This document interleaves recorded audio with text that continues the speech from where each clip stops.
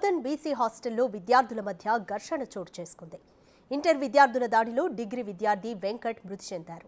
మృతుని స్వస్థలం గాంధారి మండలం తిప్పారం తండా. చదువుకునే విషయంలో విద్యార్థుల మధ్య వివాదం చెలరేగింది. వార్డెన్ లేకపోవడంతో ఇన్ఛార్జిగా డిగ్రీ విద్యార్థి వెంకట్ ఉన్నారు.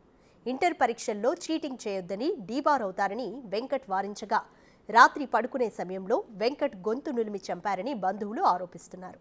6 విద్యార్థులు దాడి చేసి చంపారని మృతుని బంధువుల ఫిర్యాదు చేయగా దాడికి పాల్పడ్డ స్టూడెంట్స్ను పోలీసులు అదుపులోకి తీసుకున్నారు.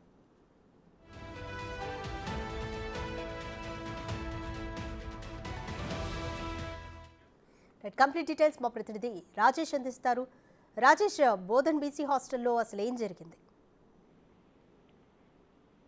అదిగా నిజామాబాద్ జిల్లాకు సంబంధించి బోధన్ బీసీ హాస్టల్లో విషాదం చోటు చేసుకుని చెప్పవచ్చు. విద్యార్థుల మధ్య ఘర్షణ చోటు చేసుకుంది. ఇంటర్ విద్యార్థుల దాడిలో డిగ్రీ విద్యార్థి వెంకట్ మృతి చెందాడు. దీంతో బంధువులంతా కూడా ఆందోళన చేశారు. ఈ నేపథ్యంలో మృతుని స్వస్థలం గాంధారి మండలం తిప్పారం తండగా గుర్తించారు పోలీసులు. చదువుకునే విషయంలో విద్యార్థుల మధ్య చెలరేగిన ఏదైతే వివాదం జరిగిందో ఆ వివాదంలో ఈ ఘర్షణ చోటు చేసుకుంది. ముఖ్యంగా ఇంటర్ పరీక్షలు నడుస్తున్న నేపథ్యంలో అక్కడ ఉన్న వార్డెన్ సమయానికి లేకపోవడంతో అక్కడే ఉన్న వెంకట్ అనే డిగ్రీ విద్యార్థి ఎవరైతే ఉన్నారో తను ఇన్ఛార్జిగా ఉంటాడు. ఈ నేపథ్యంలోనే అక్కడ ఏదైతే ఇంటర్వ్యూ చదువుతున్న విద్యార్థులు ఎవరైతే ఉన్నారో కాపింగ్ చేయడానికి చిట్టీలు అంటే ఏదైతే మార్క్ కాపింగ్ చేయడానికి చిట్టీలు ఏవైతే ఉన్నాయో చిట్టీల్ని వాళ్ళు దాచిపెట్టుకుంటుంటే అక్కడ ఉన్న డిగ్రీ విద్యార్థి అక్కడ మందలించడం జరిగింది.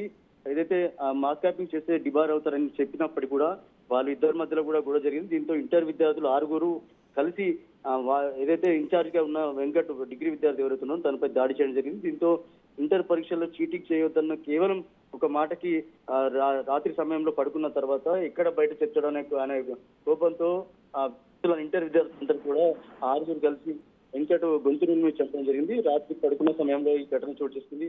Thank you Rajesh.